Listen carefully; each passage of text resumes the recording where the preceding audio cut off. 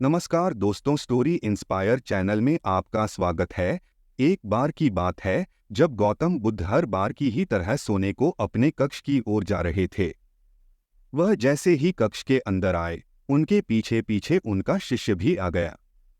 बुद्ध अपने सेज पर आकर लेट गए। आल्बक नाम का शिष्य भी आकर सेज के पास बैठ गया और बुद्ध के पांव दबाने लगा। बुद्ध ने कहा, क्या हुआ आल्बक, तुम अभी तक सोए नहीं क्या?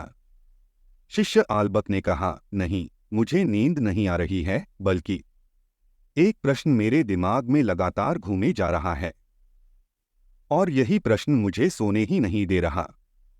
बुद्ध ने कहा, ऐसा कौन सा प्रश्न है जो तुम्हें सोने से रोक रहा है? शिष्य ने कहा, क्या मैं आपसे एक सवाल पूछ सकता हूं? बुद्ध ने कहा, हाँ बिल्कुल, मन में किसी भी प्रकार का कोई संशय मत रखो। फिर आल्बक ने उत्सुक आवाज में पूछा, गुरुजी, क्या कल रात आपको बहुत अच्छी नींद आई? बुद्ध बोले, हाँ आल्बक, कल रात को मैंने बहुत मीठी नींद ली थी। लेकिन तुम मुझे यह क्यों पूछ रहे हो? आल्बक बोला, आप यह कैसे कह सकते हैं गुरुजी कि कल आप चैन की नींद सोए? मेरा मन जानता है कि कल रात को कितनी ठंड थी। कल रात हड्डी कंपाने वाली ठंड थी। मुझे सोने में बहुत कष्ट हुआ था। बुद्ध ने जवाब दिया, हाँ, हो सकता है कुमार कि तुम्हें नींद लेने में कष्ट हुआ हो, लेकिन मुझे किसी भी तरह की कोई परेशानी नहीं हुई। अब आल्बक हैरान हो गया। उसने सोचा कि बुद्ध को आराम से कैसे नींद आ गई, जबकि सभी शिष्यों को नींद लेने में बहुत कष्ट हुआ था। आल्बक ने फिर से एक सवाल किया, गुरुजी, आप मुझे एक बात बताओ कि आपको चैन की नींद कैसे आ गई? इसका राज क्या है? बुद्ध ने कहा, बात एकदम सरल सी है। मैं तुम्हें एक उदाहरण के तौर पर यह बात समझाता हूँ।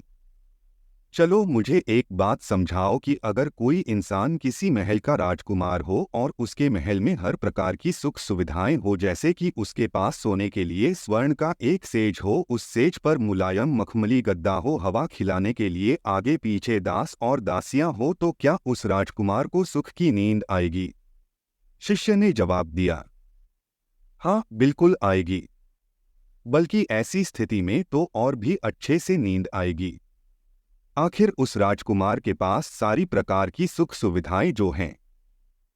बुद्ध ने कहा, ठीक है, चलो मैंने तुम्हारी बात मान ली, लेकिन मुझे इस बात का जवाब दो कि अगर उस राजकुमार को कोई भी तरह की शारीरिक या मानसिक पीड़ा हो, या फिर उसका तन और मन लोभ और लालच से ग्रस्त हो, तो क्या ऐसे स्थिति में उसे चैन की नींद आ जाएगी?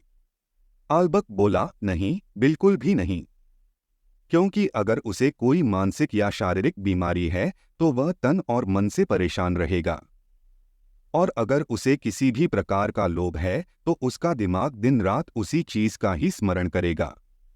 बुद्ध ने कहा, कुमार, तुमने मेरे प्रश्न का एकदम सटीक उत्तर दिया।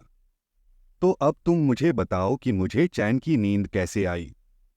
शिष्य ने कहा, गुरुजी, अब मुझे सब अच्छे से समझ आ गया है। जिस इंसान के दिमाग में मोह माया का कोई पर्दा नहीं है, वही इंसान दुनिया में सबसे ज्यादा सुखी है।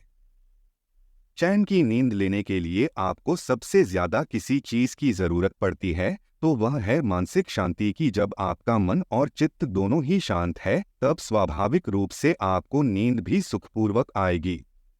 बुद्ध ने आल्बक को प्रश्न का सही जवाब देने के लिए शाबाशी दी। अब आल्बक का दिमाग पूर्ण रूप से शांत हो गया था। इसी तरह का वीडियो देखने और हमसे जुड़े रहने के लिए स्टोरी इंस्पायर चैनल को सब्सक्राइब करें।